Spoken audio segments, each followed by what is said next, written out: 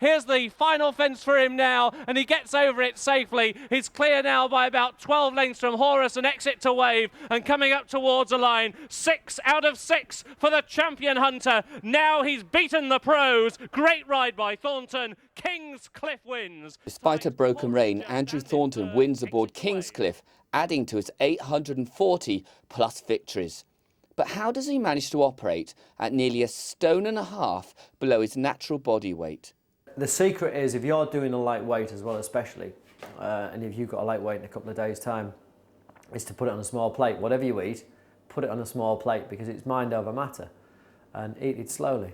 That's the best way to do it. A. Thornton loves his pineapple. Great device. Mother, Christmas, 2 Christmases ago. Pineapple off. Cut the top off. There we go. And then the best thing is, one of the best things that has ever been devised that Gordon Ramsay would be proud of. Hit rock bottom. Next thing is, out she comes. Pineapple, ready for the morning.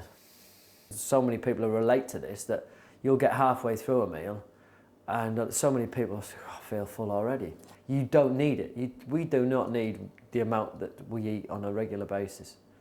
You know, I always say eat of something, a little of what you enjoy rather than sticking to a, never call it a diet. That's number one.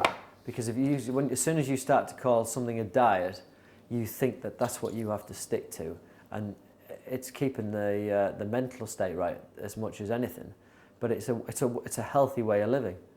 And if you fancy a little bit of chocolate, I would say don't not have it. Have a little bit of chocolate and a cup of tea, because you're craving for it. And the thing is, when you are lighter than you should be, your body does crave sweet things. So don't deprive it from it, but just everything in moderation. Right, I really enjoy cooking, so we better get cracked on because time's getting on. Tonight, asparagus, mushrooms, and a little bit of red cabbage, and I must be one of the poshest jockeys there is around. I'm having quail. Right, a couple of bits of quail. Going to tidy these up.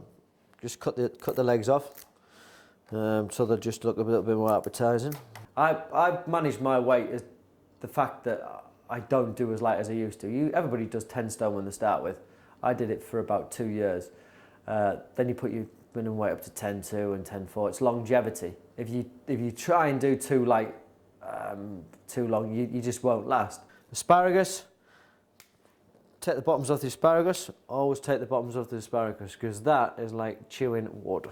And how much have you lost in a sauna? What's the most you've lost? It depends how hydrated you are in the first place going in.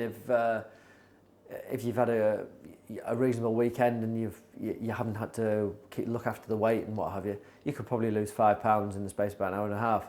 Or on the other hand, if you're watching the weight and watching what you've taken, probably 3.5 pounds is probably what you'd take off comfortably without feeling, you know, I've never got out the sauna thinking I can't ride. I'd rather eat a little bit of something rather than eating nothing, because from my point of view, that would scramble my brains for what little brains I've got. But other people might find it easier not to eat anything at all and go down that route. But yeah, mentalities definitely have changed. I think AP's been a big ambassador for that, because he's teetotal, and the likes of Richard Johnson, you know, he's the ideal size to be a jockey, very sensible in what he does, and they're role models to the younger jockeys coming through. I love riding, and as long as I have to keep struggling with the scales, I've had to do it all my life. I started watching my weight when I was 13 years old, and that's been part of my life, and I don't know any different.